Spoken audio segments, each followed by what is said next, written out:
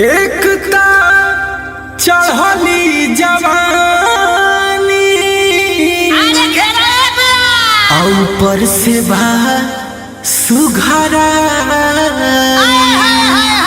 और इतना मीठ मुस्कान बगोरी कि देखते कोई मार जाई।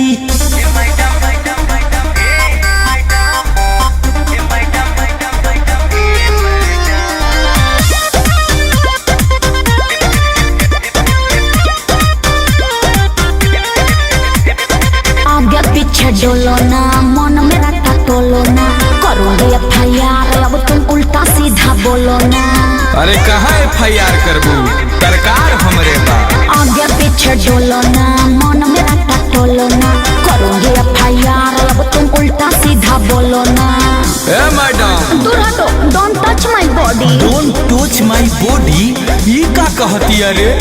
ए गुंजन भैया अरे तारा क्यों अंग्रेजी में गाली दे दिया लो? क्या मैं तुमको गाली दे रही हूँ? अरे मैं तो ये कह रही हूँ कि मेरे बॉडी को मत छुओ। अरे तो फ्री में थोड़े छुएंगे तो बेदन देहिया तो बाई ले लिहा। दिमाग खराब है क्या? हे मैडम क्या है? ए मैडम हे मैडम चुमे दाना गलिया चुमाई ले लिहा। अरे दूर भागता कि नहीं?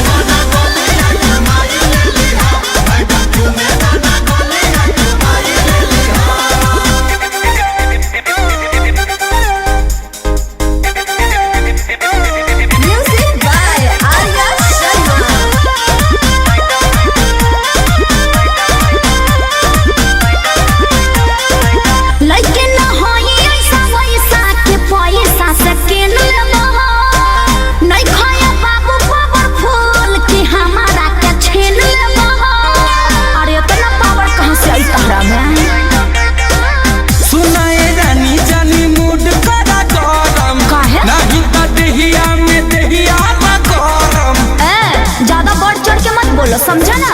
काहे खा जेबू का? खा ना चाहे अभी खींच के लगाऊंगी एक थप्पड़। अरे तो लगाओ ना, हम वही तो चाह रहे हैं कि होवे। साफ थेथरे हो का एकदम से छुछुंदर।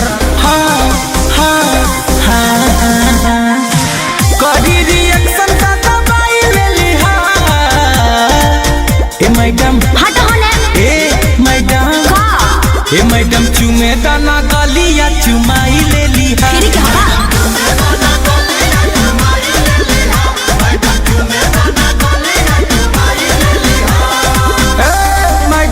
अब तो थुराई बा।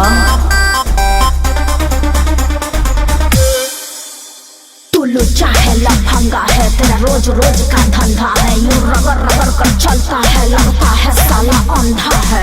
अंधा है? हाँ। अंधा होगा तेरा बाप। तुम्हारा पूरा खानदान। मुझे अपने प्यार में खोने दो, अपने से जुदा ना होने दो। 10-20 एकड़ मैं लिख दूंगा बस एक बार तो टोने दो। सुधर जा बेटा, चाकू मार के ना तेरी भतरी सब बाहर निकाल दूंगी। तोहरा से ज्यादा हाई फाई घुमाई अपना पीछे लाया पंजोरा तू लगाई ना पूरा होई इच्छा। लास्ट में तारा ठेंगा मिली। अनमोल गुंजन से ना होता बड़ा दास हो तो जनी छछा नावा तनिया हवा ना पास हो। अच्छा घास डाल रहा है तू? घास? अरे घास नहीं डाल रहे मैडम, तो ये दूसरा चीज है। क्या है? खाइएगा तो मन ताजा हो जाएगा। हाँ, चीज लाए हैं, ऐसा ऐसा चीज मैं रोज खाती हूँ। मेरा दावा है मैडम जी क्या? कि ऐसा चीज आपने कभी नहीं खाया होगा। मुंह मीठा कर दे मिठाई ले लिहा। मैडम इडियट साला। ए मैडम सदा मैडम चुमे दाना गलिया चुमाई ले लिहा। ओफो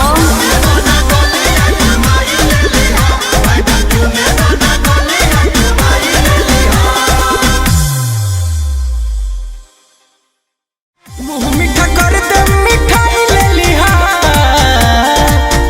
मैडम इडियट साला। ए मैडम सदा मैडम चुमे दाना गलिया चुमाई ले लिहा। ओफो